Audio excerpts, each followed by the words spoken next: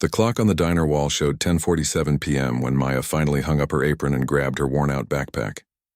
Her feet ached from standing for 8 straight hours, serving coffee and burgers to truckers and late-night travelers who stopped at Joe's Diner on Highway 34.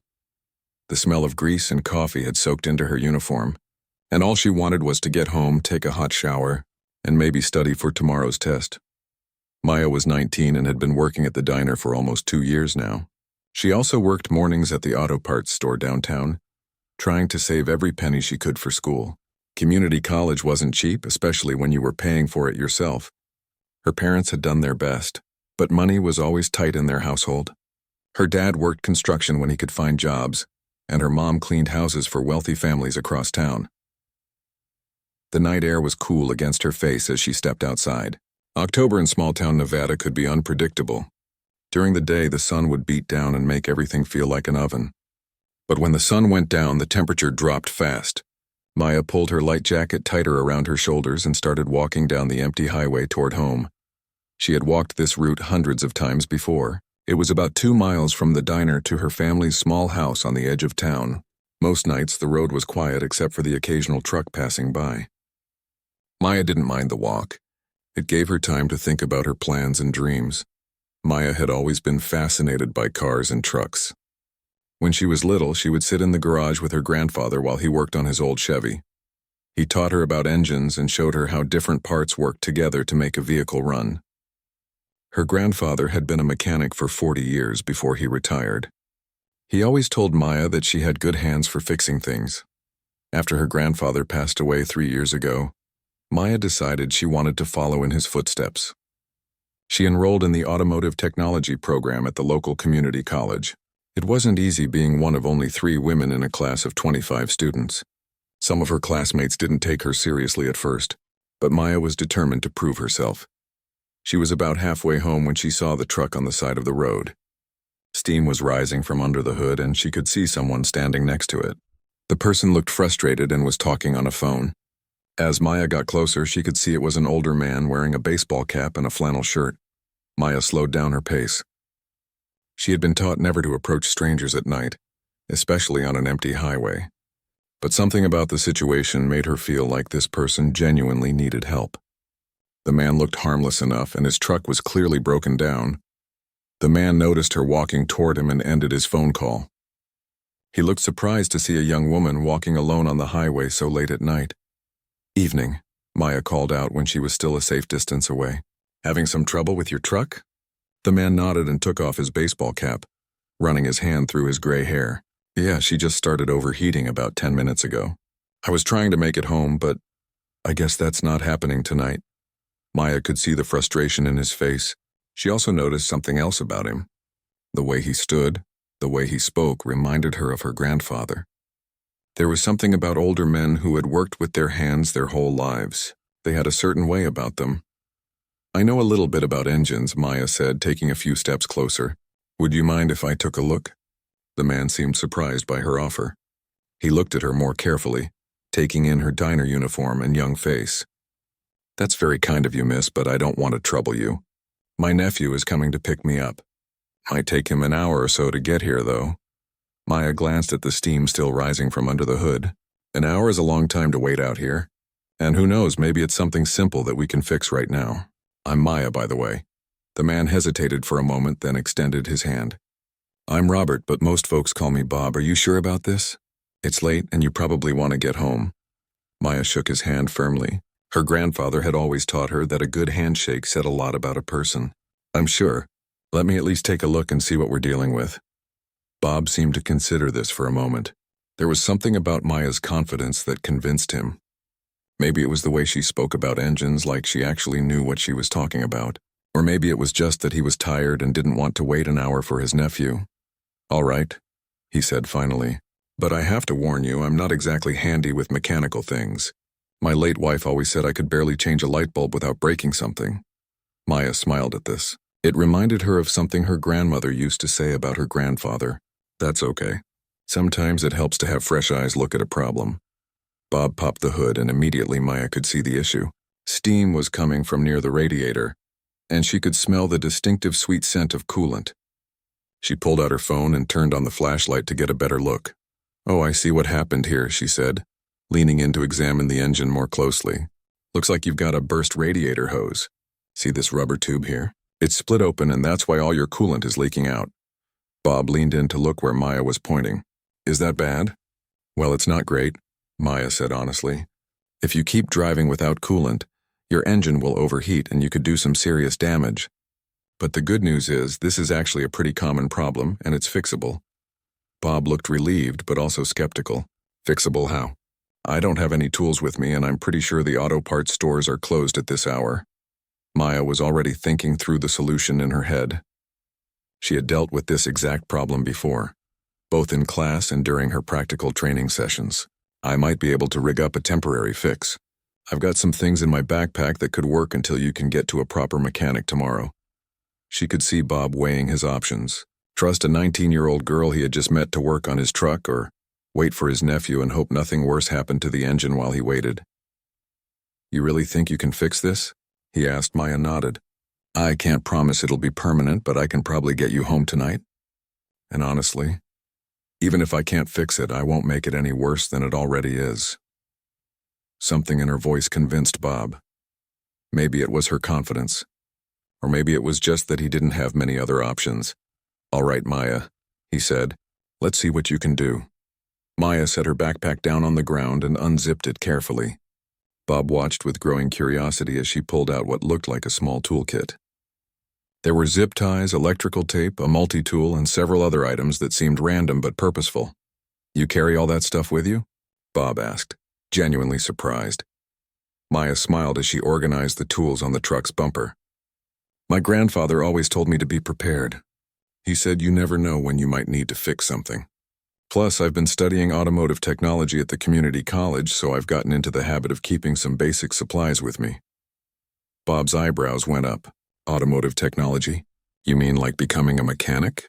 "That's the plan," Maya said, already examining the burst hose more closely with her phone's flashlight. "I've got about 6 months left in the program. Then I'll take my certification tests and hopefully find a job at a good shop." Bob was quiet for a moment, processing this information. In his day, he had never met a female mechanic. Times were certainly changing. He watched as Maya carefully traced the radiator hose with her finger, following it from the radiator to where it connected to the engine block. "Okay, I can see the problem clearly now," Maya said. "The hose split right here, about 6 inches from where it connects to the radiator. It's actually not the worst place for it to break. If it had been closer to the engine, this would be much harder to fix." She reached into her toolkit and pulled out a roll of electrical tape and some zip ties. "I'm going to clean this area first, then wrap it tightly with tape and secure it with zip ties. It won't be pretty, but it should hold long enough for you to get home." Bob watched in fascination as Maya went to work. She moved with confidence and precision, like someone who had done this kind of repair many times before. First, she used a rag from her backpack to clean away the coolant and dirt from around the split in the hose. "The key is making sure the surface is clean and dry before you apply the tape," she explained as she worked. "If there's any moisture or grime, the tape won't stick properly and the repair won't hold."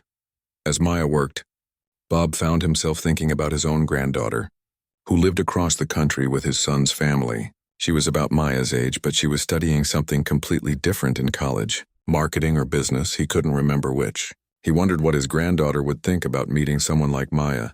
Someone who wasn't afraid to get her hands dirty and fix things. "There," Maya said, stepping back to examine her work. She had wrapped several layers of electrical tape tightly around the split in the hose, then secured the whole repair with 2 zip ties pulled tight. "Now we need to add some water to replace what leaked out, and then we can test it."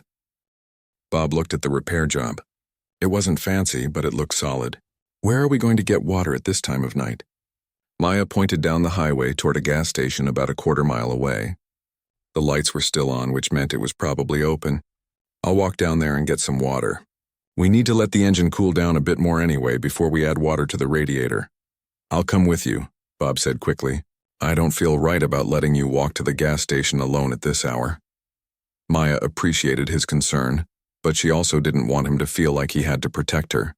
She had been taking care of herself for a long time. "That's okay, Bob. I walk this road all the time. But if it makes you feel better, you can come along."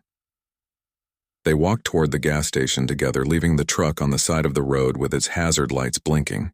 As they walked, Bob found himself curious about Maya's story. "So, how did you get interested in working on cars?" he asked. Maya's face lit up. "My grandfather was a mechanic for 40 years. When I was little, I used to spend hours in his garage watching him work and handing him tools. He taught me that cars aren't mysterious or complicated once you understand how all the parts work together." "Sounds like he was a good teacher," Bob said. "He was the best," Maya replied. "He always said that being a mechanic was like being a detective. You have to look at the clues, figure out what's wrong, and then solve the problem." He made it sound like an adventure. Bob smiled at this. He had served in the military for 20 years before retiring, and he had always admired people who could fix things with their hands. During his time in the service, the mechanics and engineers were always the most valuable people to have around. "It must be challenging being a woman in that field," Bob said carefully. He didn't want to offend Maya, but he was genuinely curious. Maya nodded. "It can be. Some people don't take me seriously at first. They see a young woman and assume I don't know what I'm talking about. But once I show them what I can do, most people come around. And the instructors at school have been really supportive." They reached the gas station, which was indeed still open. Maya bought 2 large bottles of water, while Bob insisted on paying for them. "It's the least I can do," he said when Maya protested. As they walked back to the truck, Bob found himself impressed by Maya's maturity and determination. When he was her age, he had been figuring out his own path in life, but he had never met anyone so young who seemed so focused and capable. "Can I ask you something?" Bob said as they approached the truck. "Sure," Maya replied. "What do your parents think about you becoming a mechanic?" Maya was quiet for a moment. "They're supportive, but I know they worry about me. My mom especially.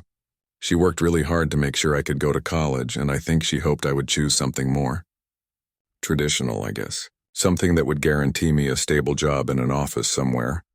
"But that's not what you want," Bob observed. "No," Maya said firmly. "I want to work with my hands. I want to solve problems and fix things that are broken. I want to carry on what my grandfather started teaching me." By now they were back at the truck. Maya popped the hood again and waited a few more minutes for the engine to cool down completely. Then she carefully removed the radiator cap and began adding water to the system. "We don't want to add cold water to a hot engine," she explained as she worked. "That can crack the engine block. So we wait until everything cools down, then add the water slowly." Bob watched the whole process with growing admiration. Maya clearly knew what she was doing. She checked the water level, replaced the cap, and then started the engine. For a moment, Bob held his breath, hoping the repair would work. The engine turned over smoothly and settled into a steady idle. Maya let it run for a few minutes, then walked around to check under the truck for any new leaks. She also kept an eye on the temperature gauge on the dashboard. "How does it look?" Bob asked. Maya smiled. "I think we did it.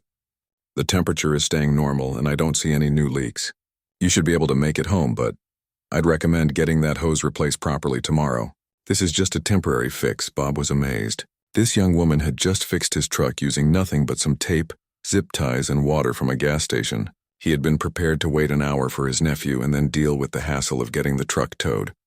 "Maya, I don't know how to thank you," he said sincerely. "You've saved me a lot of trouble tonight." Maya was already packing up her tools. "No need to thank me. I'm just glad I could help." But Bob wasn't ready to let her go just yet. There was something about this encounter that felt important to him, though he couldn't quite put his finger on what it was. Bob reached into his wallet and pulled out a $20 bill. "Please let me pay you for your time and the supplies you used. This would have cost me a lot more if I had to call a tow truck." Maya looked at the money and shook her head. "I appreciate it, Bob, but I can't take your money. I was just helping out a neighbor." "A neighbor?"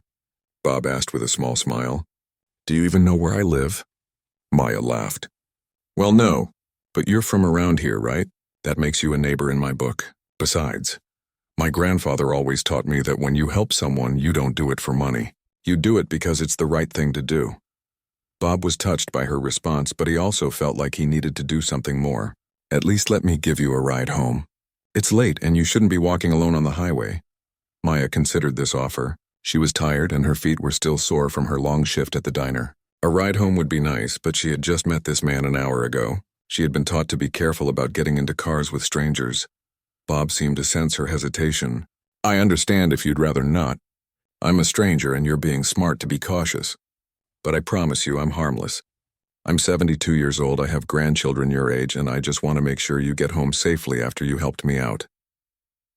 There was something about Bob's tone that convinced Maya he was genuine. Plus, she had just spent the last hour working closely with him, and he had been nothing but respectful and grateful. Okay, she said finally. I'd appreciate a ride. I live on Maple Street just past the old water tower. I know exactly where that is, Bob said as they both got into the truck. I've lived in this town for 30 years. As Bob drove slowly down the highway, testing out his repaired truck, Maya found herself curious about his story. Have you lived here your whole life? She asked. No, I moved here after I retired from the military, Bob replied. My wife and I were looking for a quiet place to settle down. We fell in love with this town the first time we visited, small enough that everyone knows everyone, but not so small that there's nothing to do. Maya noticed that he had said my wife and I, but then talked about the decision in the past tense. She didn't want to pry, but she sensed there was a story there. Do you have family here? She asked carefully. Bob was quiet for a moment before answering. My wife passed away last year. Our kids live in other states, so it's mostly just me now. I have some good friends here, though. The town has been very supportive. Maya felt a pang of sympathy for Bob. She couldn't imagine how lonely it must be to lose someone you had shared your life with. I'm sorry for your loss, she said quietly. Thank you, Bob replied. She would have liked you, you know. Helen always admired people who weren't afraid to work hard and get their hands dirty. She was a nurse for 40 years, so she understood what it meant to help people. They drove in comfortable silence for a few minutes. Maya found herself thinking about Bob's wife and wondering what their life together had been like. She also thought about her own future and whether she would find someone who would support her dreams the way it sounded like Helen had supported Bob. Can I ask you something? Bob said as they turned onto Maple Street. Sure, Maya replied. Why automotive technology? I mean, there are a lot of different careers you could pursue. What drew you to working on cars specifically? Maya had been asked this question many times before, by classmates, professors, and even her own family. But for some reason, she found herself giving Bob a more honest answer than she usually gave. I think it's because cars represent freedom to me, she said thoughtfully. When someone's car breaks down, they're stuck. They can't get to work, they can't take their kids to school, they can't visit family. But when you fix their car, you're giving them back their independence. You're solving a real problem that affects their daily life. Bob nodded slowly. That's a beautiful way to think about it. Plus, Maya continued, there's something satisfying about taking something that's broken and making it work again. It's like solving a puzzle, but the solution actually matters to someone. They pulled up in front of a small house with a well-maintained yard. The porch light was on, and Maya could see her mother's silhouette in the kitchen window. This is me, Maya said, gathering her backpack. Thank you for the ride, Bob. Thank you for everything tonight, Bob replied. You really saved me. And not just from having to wait for a tow truck. You reminded me that there are still good people in the world who are willing to help a stranger. Maya was touched by his words. There are lots of good people, Bob. Sometimes you just have to be willing to look for them. As Maya got out of the truck, Bob rolled down his window. Maya, can I ask you one more thing? Of course. Are you planning to stay in this area after you finish school? Or are you thinking about moving somewhere bigger? Maya had thought about this question a lot lately. There were more opportunities in bigger cities, but there was also something appealing about staying in a community where she had roots.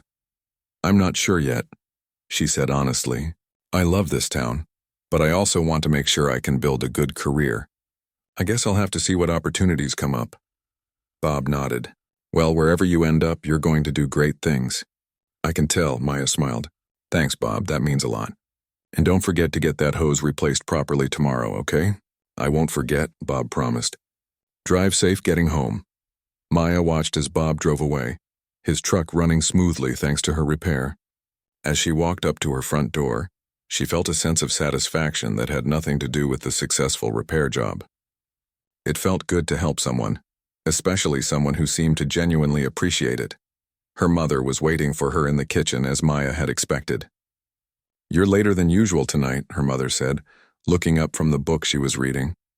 I helped someone fix their truck on the way home, Maya explained as she hung up her jacket. An older gentleman whose radiator hose burst. Her mother looked concerned. Maya, you need to be careful about approaching strangers, especially at night. Maya understood her mother's worry, but she also felt proud of what she had accomplished. It was fine, Mom. He was harmless, and I could tell he really needed help. Besides, I knew what I was doing with the repair. Her mother sighed. I know you're capable, honey. I just worry about you sometimes. The world can be a dangerous place. Maya sat down at the kitchen table with her mother. I know you worry, and I appreciate it. But I can't live my life being afraid to help people. Grandpa always taught me that if you have the ability to help someone, you should do it. Her mother smiled softly. You're so much like him sometimes. He would be proud of you, you know. Maya felt a warm feeling in her chest. I hope so. I try to honor what he taught me. As Maya got ready for bed that night, she found herself thinking about Bob and hoping that he would get his truck properly repaired the next day. She also found herself wondering about his story and what his life had been like with his wife Helen. There had been something special about their encounter tonight, though Maya couldn't quite put her finger on what it was. Maybe it was just the satisfaction of solving a problem and helping someone in need. Or maybe it was the way Bob had talked to her like an equal, never once questioning her knowledge or ability because of her age or gender. Whatever it was, Maya felt good about the choice she had made to stop and help. Her grandfather would have been proud, and that was all that mattered to her. 3 days later, Maya was working her morning shift at Henderson's Auto Parts when her manager, Pete, called her over to the front counter. Maya, there's a letter here for you, he said, holding up a white envelope. Maya looked at the envelope with confusion. Nobody ever sent her mail at work. Her name was written on the front in careful, old-fashioned handwriting that reminded her of her grandfather's writing style. Are you sure it's for me? She asked, taking the envelope from Pete. That's what it says, Pete replied with a shrug. Maybe it's from a secret admirer. Maya rolled her eyes at Pete's joke and took the letter to the back room where she could read it privately. She opened the envelope carefully and pulled out 2 sheets of lined paper, the kind that looked like it came from a notebook. The letter began simply, Dear Maya. Maya's heart skipped a beat as she realized who had written it. It was from Bob, the man whose truck she had fixed 3 nights ago. But how had he known where she worked? She quickly read on. I hope you don't mind that I tracked down where you work. I asked around town about a young woman named Maya who was studying to be a mechanic, and several people pointed me to Henderson's Auto Parts. I hope that's not too strange.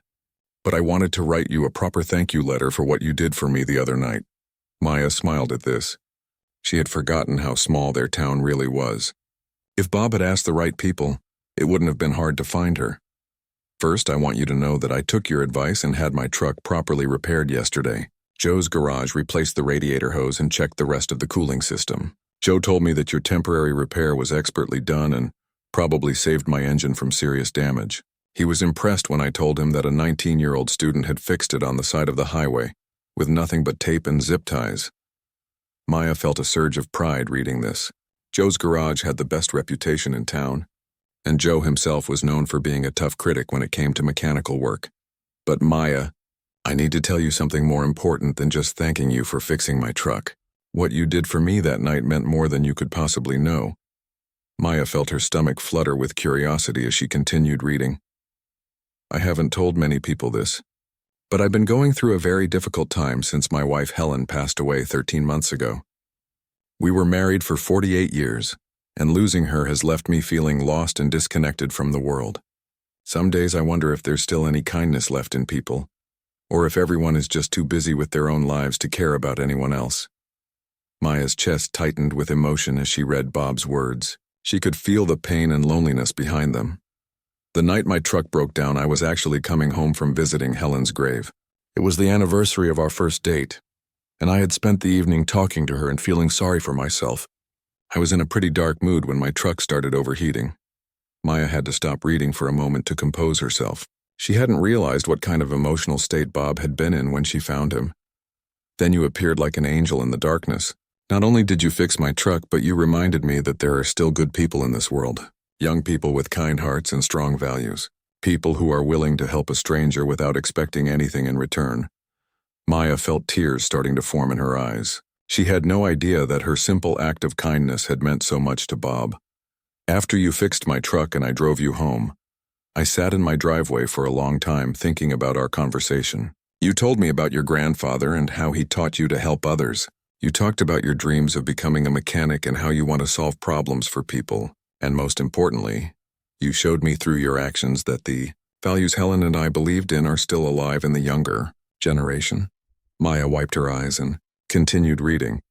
I want you to know that meeting you has changed something in me. Maya, for the first time since Helen died, I feel hopeful about the future. Not just my own future, but the future of our community and our world. If there are more young people like you out there, then maybe things aren't as bad as I thought they were. Maya had to put the letter down for a moment. She had never imagined that helping someone fix their truck could have such a profound impact on their life. When she picked up the letter again, she saw that there was more. Maya, I did some thinking after our meeting, and I realized that I want to do something to help you achieve your dreams. I know that college is expensive, and I know that young people like you often have to work multiple jobs just to pay for their education. Maya's heart started beating faster. Where was Bob going with this? I called the community college yesterday and spoke to someone in the automotive technology department. I told them I was interested in helping a student, and they were able to give me some general information about the costs of the program. I learned that many students struggle to complete their certification because of financial constraints. Maya felt a knot forming in her stomach. She thought about her own situation and how she was still 3 credits short of completing her program because she couldn't afford the remaining tuition. Helen and I were blessed to have a comfortable retirement, and we always talked about wanting to help young people who were working hard to build better lives for themselves. Helen was especially passionate about supporting women who were entering fields that were traditionally dominated by men. Maya's hands were shaking slightly as she continued reading. We never had children of our own, but we always felt a responsibility to help the next generation whenever we could. Helen used to say that investing in young people was the best way to ensure a better future for everyone. Maya could barely breathe as she approached the end of the letter. Maya, I know this might seem strange coming from someone you barely know, but I would like to help you finish your automotive technology program. I've enclosed a check that should cover whatever remaining tuition and fees you need to complete your certification. Maya's hands were trembling as she turned to the second page of the letter. Attached to it with a paperclip was a check made out to her name. The amount was $2,800. Maya stared at the check in disbelief. She read the amount 3 times to make sure she wasn't seeing things. $2,800. That was more than enough to cover her remaining tuition, her certification exam fees, and even some of the tools she would need for her first job. She quickly returned to the letter to read Bob's final words. I don't want you to think of this as charity, Maya. Think of it as an investment in your future and in the future of everyone whose cars you'll fix throughout your career. Helen and I believe that when good people are given the opportunity to achieve their dreams, they go on to make the world a better place for everyone. Maya was crying openly now, not caring if anyone heard her. Please accept this gift in the spirit it's offered. You have already given me something far more valuable than money. You've given me back my faith in humanity. The least I can do is help you continue the work your grandfather started. The letter was signed simply, with gratitude and admiration, Robert Thompson. Maya sat in the back room of the auto parts store for several minutes, holding the letter and the check and trying to process what had just happened. A man she had known for barely an hour had just changed her entire life. She thought about calling Bob immediately, but then she realized she didn't have his phone number. She thought about driving to his house, but she didn't know where he lived. All she could do was sit there and marvel at the incredible kindness that had just been shown to her. Eventually, Pete knocked on the back room door. Maya, you okay back there? You've been gone for a while. Maya quickly wiped her eyes and tried to compose herself. I'm fine, Pete. Just reading a letter from a friend. But as she returned to work, Maya knew that Bob was much more than just a friend. He was a guardian angel who had appeared in her life at exactly the moment when she needed him most. Maya spent the rest of her shift at Henderson's Auto Parts in a daze. Every few minutes, she would reach into her pocket to make sure Bob's letter and check were still there. The whole thing felt too good to be true, like something that only happened in movies or fairy tales. When her shift ended at 2 p.m., Maya drove straight to the community college to speak with her advisor, Mrs. Chen. She had called ahead to make sure Mrs. Chen would be available, but she hadn't explained why she needed to meet. Maya, you sounded excited on the phone, Mrs. Chen said as Maya knocked on her office door. What's going on? Maya sat down across from Mrs. Chen's desk and pulled out Bob's letter. Something incredible happened, and I wanted to talk to you about it before I do anything. She told Mrs. Chen the whole story, starting with fixing Bob's truck 3 nights ago and ending with receiving his letter that morning. Mrs. Chen listened carefully, occasionally asking questions about Bob and the circumstances of their meeting. Maya, this is extraordinary, Mrs. Chen said when Maya finished her story. In 20 years of working in education, I've never seen anything quite like this. Do you think it's legitimate? Maya asked. I mean, the check looks real, but part of me can't believe this is actually happening. Mrs. Chen examined the check carefully. The check is from a local bank and it's properly filled out. But more importantly, this man took the time to call our office and ask about the automotive program. I remember speaking to him. He seemed genuinely interested in helping a deserving student. Maya felt a wave of relief. So you think I should accept it? I think you should call him first, Mrs. Chen suggested. Thank him properly, and make sure you understand what he's offering. Sometimes generous gestures like this come with expectations that aren't immediately clear. Mrs. Chen helped Maya look up Bob's phone number through the college's contact system. Apparently, when Bob had called to ask about the automotive program, he had left his information in case they wanted to follow up. That evening, Maya sat in her family's kitchen with the phone in front of her, working up the courage to call Bob. Her parents had read his letter and were amazed by his generosity, but they had also encouraged Maya to be cautious. Finally, Maya dialed Bob's number. He answered on the 3rd ring. Hello? Hi, Bob. This is Maya, the girl who fixed your truck the other night. Maya. Bob's voice immediately brightened. I was hoping you'd call. Did you get my letter? I did, Maya said, her voice thick with emotion. Bob, I don't know what to say. What you're offering is incredibly generous, but it's too much. I can't accept this kind of money from someone I barely know. Bob was quiet for a moment. Maya, can I tell you something about Helen? Of course. Helen was a nurse, as I mentioned. But what I didn't tell you is that she came from a very poor family. She was the first person in her family to go to college, and she only got there because a wealthy patient she had cared for left money in his will for nursing scholarships. Maya listened carefully. Helen never forgot that act of kindness. Throughout her career, she always looked for ways to help other young women who were trying to build better lives for themselves. She would have loved your story, Maya. A young woman working 2 jobs, studying in a field dominated by men, carrying on her grandfather's legacy of helping others. Bob's voice became more emotional. I'm not giving you this money because I feel sorry for you. I'm giving it to you because you've earned it. You showed kindness to a stranger. You demonstrated incredible skill and knowledge, and you represent everything that Helen and I believed was good about people. Maya felt tears starting again. But Bob, this is such a huge amount of money. How do I even begin to repay you? You don't, Bob said firmly.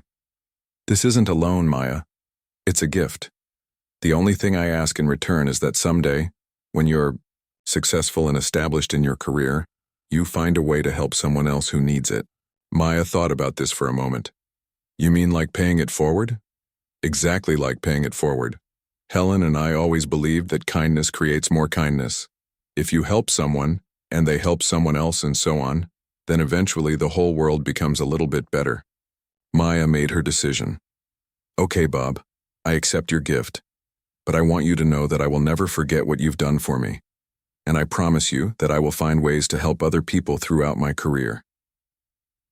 That's all I could ask for, Bob said. Now, when are you going to register for your remaining classes? Maya laughed through her tears. Tomorrow morning. I'll be able to finish my program this semester and take my certification exam in December. That's wonderful news. And Maya, yes? I want you to keep me updated on your progress. I'd like to know how you're doing. Maya agreed. and they talked for another 20 minutes about her plans and goals. When she finally hung up the phone, Maya felt like her entire life had changed direction.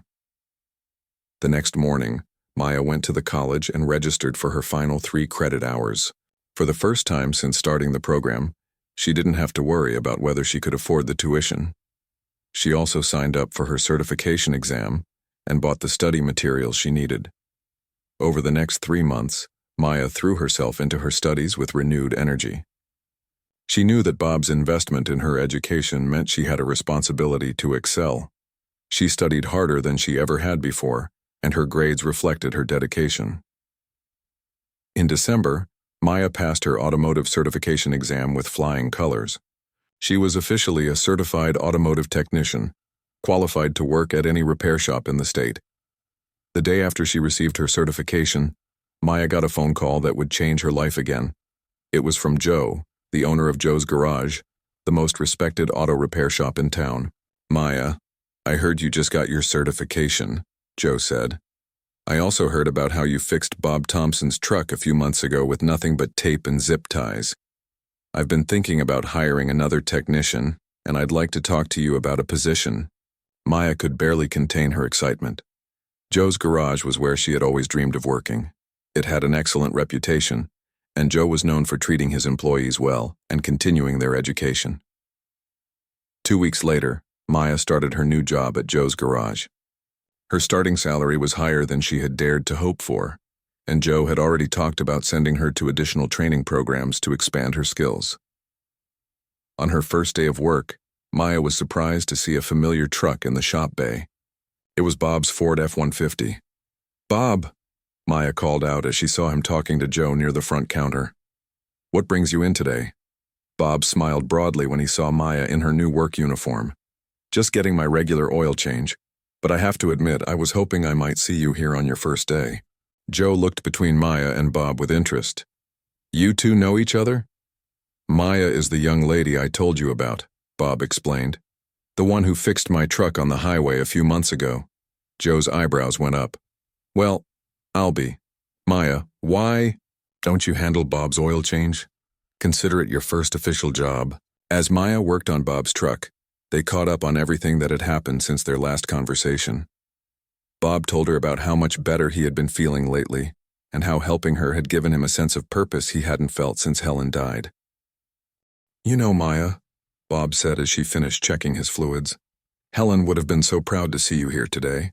A certified mechanic, working at the best shop in town, following your dreams." Maya wiped her hands on a shop rag and looked at Bob seriously. "I need you to know that none of this would have happened without you. Not just the money, but the encouragement and the faith you showed in me. You changed my life, Bob." Bob shook his head. "You changed your own life, Maya. I just helped clear away one obstacle. Your talent, your dedication, your character, that all came from you." As Bob prepared to leave, he turned to Maya one more time. "Remember our deal," he said with a smile. "Pay it forward," Maya replied. "I won't forget." 6 months later, Maya was browsing through applications for a new apprenticeship program that Joe's Garage was starting.